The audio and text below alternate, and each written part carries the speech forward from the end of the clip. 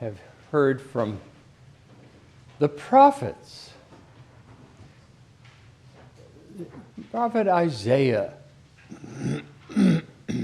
Psalm 50, by the way, has a line in it that's very reminiscent of that reading from Isaiah.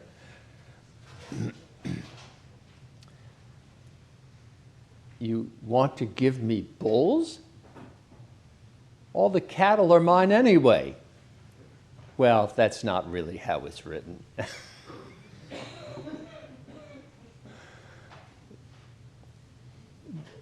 The prophets were very, very serious people, and they said things that were very serious things. Things like, don't come here and worship me. Your hands are full of blood. Ooh. And yet they also had a great sense of humor. And some of the humor you begin to hear in the readings for this particular time of year, in this particular cycle of the lectionary, the Gospel of Luke, the middle chapters. Well, of course you heard it last week probably. Oh, that barn, yes. I noticed that as I came over today for the first. I'm one of these people with a glassy-eyed stare. You know, I don't see anything. You want me to try and tell you how to read better than I do? That was wonderful. But I don't know itself very well. But there it was. Have you noticed that barn on the Shunpike as you come from the great town of Stanfordville? Well, it's a commercial interruption. Yeah. But there it was. I mean, there are, how many barns are there? There must be about 4 or 5, and then a great big silo as you come down. Beautiful ride here. And I've heard about the farmer there. Yes. Right in the gospel reading, don't I? Oh, yes. The crops have been wonderful. I've got to save up all of this stuff. I've got to build more barns. Oh, you fool, didn't you know you were going to die tomorrow? Who's going to get it? There's a lot of humor, I guess, in the readings of the prophets. And, well, wait till September 21st. You're going to get the pip, the real one. Oh, it's one of my favorites, but no one else's. For some reason, I've fallen flat preaching sermons about that one before. Would you like to try me?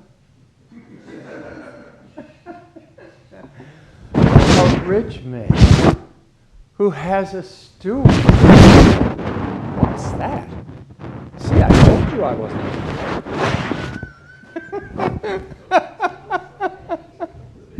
What did I do? Oh, I'm doing that. Is that what's happening here? I knew it was bad. Thank you very much. Thank you.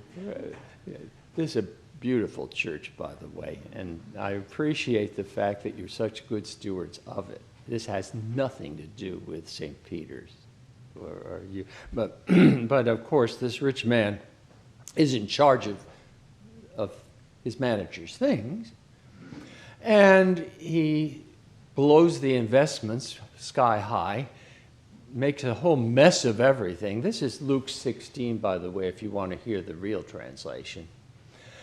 And it's a mess. And he thinks to himself, what will I do? Oh, I think I have an idea. I'm going to call up all the people who owe my master. And I'm going to get them in here, and I'm going to say to one, how much do you owe? $5. Make it 1. 2,000. Make it 1. 3,800. Make it 2. You see, when my end comes, and I'm going to have to account to God for all of this, what's going to happen is, yes, I've been fired. Yes, I don't have anything. Yes, I'm destitute, but no, I'm not in trouble at all. They all love me. They'll all have me over to dinner. I'm all taken care of. So then Jesus says, by the way, Jesus was the prophet of prophets. Jesus says, well, you know, this was a very smart man.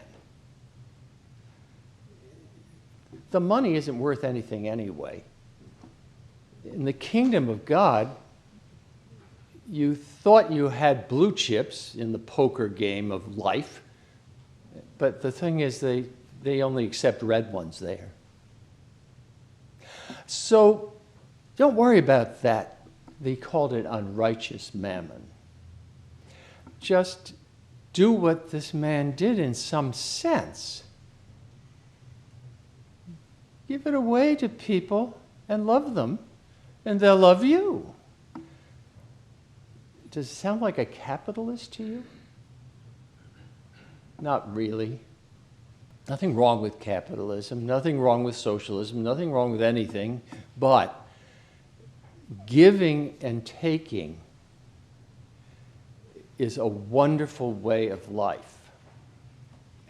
And not taking the things we're giving and taking as seriously as the people. That's what we're really all about, and that's what the prophets were about. Give to the poor. Give your life. God will give you life.